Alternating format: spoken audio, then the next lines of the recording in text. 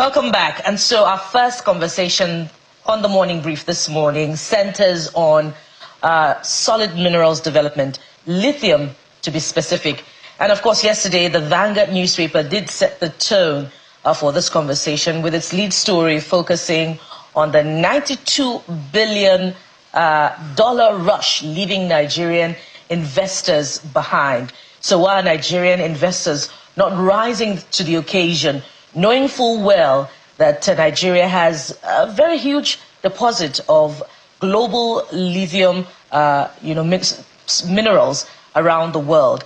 Joining us to have this conversation this morning is someone who should know, and he is Honorable Clement Jimbo, member representing Abak Etim Ekpo Ika Federal Constituency. Good morning, Honorable Jimbo. Thank you very much, and good morning to Nigerians. I hope I got the name of your constituency. You are correct, very correct. All right, fantastic. Thank you for joining us on the program. It's my honor. So I wonder, that should be the first leg of our conversation. Nigeria has a huge deposit of lithium, and despite of that very obvious fact in our face, there are very few Nigerian investors in that space. What we hear is foreign investors who have, taking full space in some of the states where this mineral is being mined. Why is that the case?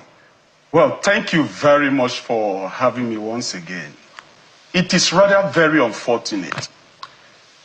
You see, if we take our minds back to independence, post-independence, what sustained Nigeria was agriculture.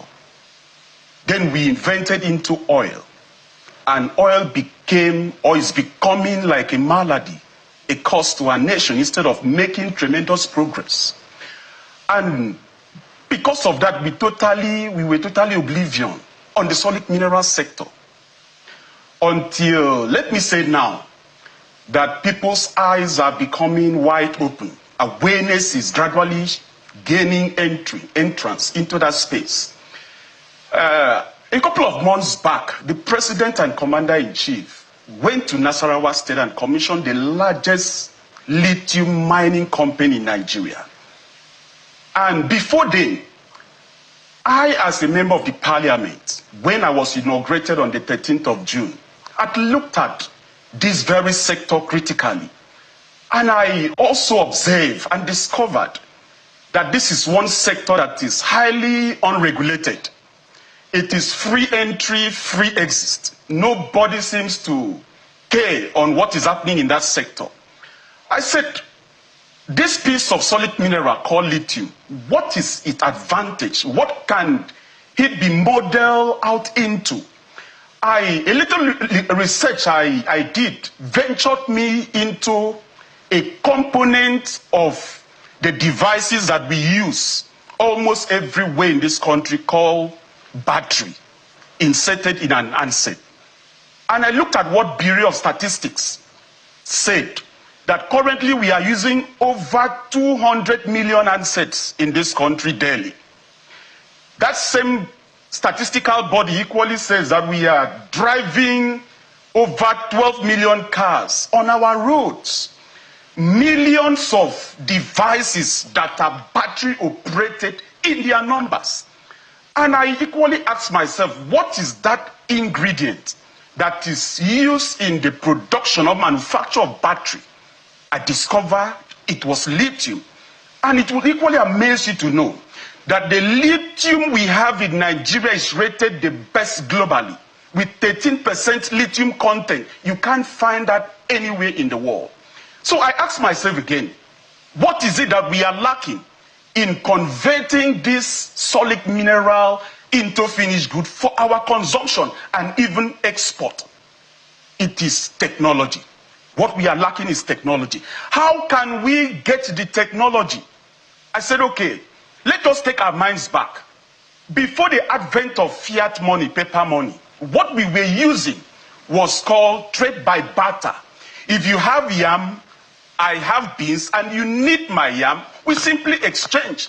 So since we are not having the needed technology to add value to these raw materials, can we leverage on our huge population vibrant population, energetic population, consuming population to attract the technology that we need. For example, any nations that wants to produce a product that contains battery in it into Nigeria, the law will tell him, yes, it is a welcome idea, but you must intentionally, deliberately relinquish to us the technology to produce a component of that device in Nigeria using our raw materials. So I said, okay, let us put a legal framework in place. Okay. And that baked my bill for the establishment on the National Commission on Technology Transfer, which has scaled through first reading, second reading, public hearing in the House. Is that different from your bill to establish Lithium Development Commission? No, it's different from the bill. It's different. Yes, but at some point we are going to harmonize. This is just on the lithium, but my own is broad aspect. It covers almost all the solid mineral that, or any device that will be imported into Nigeria, that a component of that production can be done in Nigeria. All right. Yes. So, but my question is, Nigeria already has the Solid Minerals Mining and Development Act 2007, I believe, which provides a legal framework for mining all categories of solid minerals. So isn't your technology bill and this Lithium Development Commission bill, you know, an activity that sort of reinvents the wheel? No. You know, it is not reinventing the wheel. Rather, it's circumventing the wheel. What you've just read is the body license for, given as a license for people to go into the mining of the solid mineral, not to add value to the solid mineral for our finished consumption. What my own bill is proposing is that, look, any solid mineral that we have in abundance in Nigeria that is capable of producing this chair that we are sitting down, that is capable of producing this microphone that we are using, that is capable of producing anything that we consume in Nigeria, if that product must enter Nigeria, the country of import must deliberately give us the technology to produce a component of that device. For example, and this is missing in the Solid Minerals Mining Act 2007. This component is missing in that. Obviously, what I am just telling Nigerians now is not in existence. Okay, let's say, for example, let's break it down for our listeners to really understand. We are currently using over 200 million handsets. Let's assuming the 12 million handset that we are using, the battery is produced in Nigeria. Let's also assume that the 12 million cars that we are using, the batteries are produced in Nigeria. Let's equally look at that the laptops, the iPad that we are using in their millions in this country, the cameras that we are using in their millions, the batteries are produced in Nigeria. That is the intent of the bill we are talking about. And the advantage of this bill is that obviously it's going to generate employment for our teeming population. Obviously it's going to increase our gross domestic product. Obviously, it's going to add value to our solid mineral sector, and it's going to close the gap that the trade surplus that we are currently enjoying. We are going to open more the gap. And every nations of the earth that we are rated developed nation today leverage on this same template. For example, Indonesia, just last year, 2024, Indonesian government told Apple that you cannot bring in any Apple product into Indonesia until you comply with their 40% backward integration process, that 40% of your device must be produced locally in Indonesia. And currently it is happening, because Apple went and established a $1 billion manufacturing plant in Indonesia, sourcing from Indonesian government as a country. What stops Nigeria from leveraging on that? That is why I said we are circumventing the wheel, not reinventing. Your technology transfer bill, you said it has scaled through First reading, second reading, public hearing. At this time, it's at the committee level. Now, and you rightly also observed that President Bola Tinubu commissioned lithium manufacturing factory some months back. How will your bill compel those who are mining lithium, the foreign investors? How will it compel them to mine to the effect that, you know, it ensures that the raw materials are, you know, processed here, and it is for the benefit of Nigerians in terms of manufacturing and in terms of revenue generation? It's fantastic. It is very simple. The people mining our lithium, where are they taking it to? and what is the value addition they are integrating into the oil, the raw materials. Now, let me take us back to Indonesia. I'm coming back to your question in a jiffy. Apple has complied with that regulation in Indonesia. Samsung has complied. Almost all the major phone manufacturing companies in the world have complied. Meaning that when the solid mineral in Nigeria mine raw, carted away from Nigeria, they sell it to these companies that are manufacturing battery. Tesla, call it electric cars. Yeah, they all use battery. So they shipped it to this company, they refine this product, manufacture the battery, and send us a finished good. So, back to your question. When this becomes a legal framework, a law in Nigeria, obviously the companies that are mining this lithium raw and taking it back will send a signal to those adding value to this raw material that comes from Nigeria. Look, Nigeria is no longer a consuming nation. For you to send this product back to Nigeria as a finished good, you must intentionally, deliberately establish a manufacturing plant in Nigeria. In other words, add value to these raw materials in Nigeria so that we can equally retain labor. We can equally add value to our raw materials, and we can equally transfer the technology to ourselves. Indonesian government is using it. Chinese government is using it. Even the USA is using it.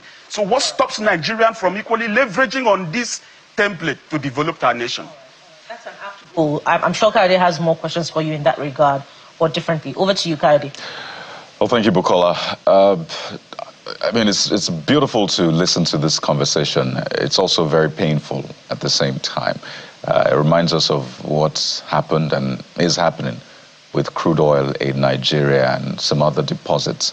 I want you to speak to where we're at right now, because the government has been making some sort of moves. By the way, when you say it is the best in the world, you know, I was just looking at the ratings. Australia is, responsible for about half of the lithium that the world uses in West Australia. And you see the lithium oxide in their own lithium is between 1% to 3%. Well, the one for Nigeria is 7%, even as much as 13%, possibly. I mean, that gap is really huge. So you can just imagine the quality of that. But again, a lot of people want to debate the best tag. But here's my point. If we're saying that the value of lithium deposit in Nigeria is in the range of billions of dollars, some put it at 30+ billions of dollars. That is huge. But you know, we had the Minister of Mining, Mr. Dele Alake, speaking. I think it was in May that Nigeria is opening a $600 million lithium processing plant near Kaduna, Niger border, slated for commissioning, I think it was last quarter. And a $200 million lithium refinery on the outskirts of Abuja is also underway. So when you look at what government is doing, particularly with that, by the way, it's backed by Chinese investors. Is that the right way forward for you? Okay, thank you very much, Kayode. Yes, it's a one step in the right direction, but that is not all the steps that we need to take. Whatever the government is doing at the executive level, if there is no law, legal framework back up, it will only be at the discretion of the government of the day. If another government comes, it may decide not to do that part. But when we have a legal framework in place, a law, an act that completely regulates in and out of season, obviously it becomes a progress in the right direction. You know, if you listen to what Dr. Nkosio Kojo-Iweala, the WTO chairman, said to Nigeria a few months back when he had opportunity to interface with Mr. President, he said, look, the economy has stabilized, but we need to progress in that direction. The question we will really ask, what are we doing right now that brought the economy into stability?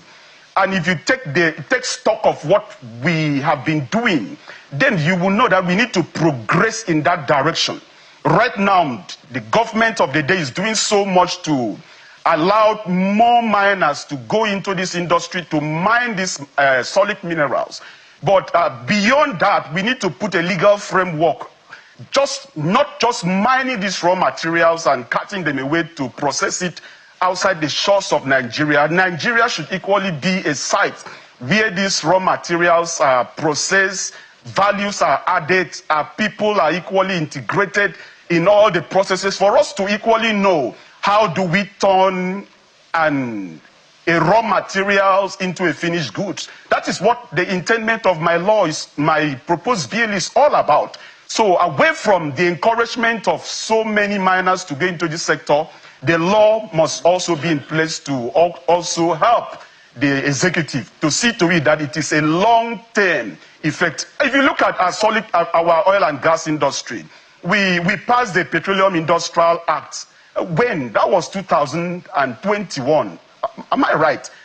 But we discovered oil in 1956. Look at the gap. So within this gap, a whole lot of inconsistency crept into the industry, bastardized the entire place, and messed up our entire oil and gas industry until we woke up to realize that, no, we need to have a law in place. So that should not be in the case of this solid mineral. We are up and doing. Let's have this law in place and begin to regulate it. Whoever wants to bring in a goods that can be produced here with our raw materials, this law will tell him, no, you must intentionally develop your manufacturing plant in our shores.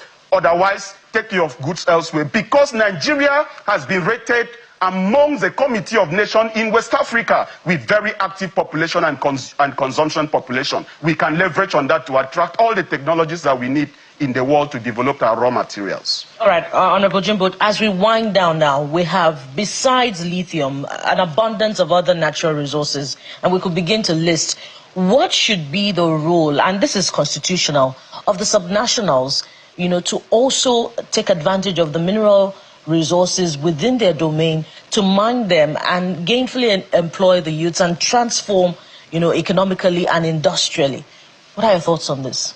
Okay, thank you very much. By the grace of God, I'm equally a member of the Constitutional Review Committee. Of course, part of what we are looking at that point is devolution of powers to subnationals. And we've already seen that in the establishment of the regional development, northeast, southeast, blab, and all that. We've also seen that state policing is coming on board.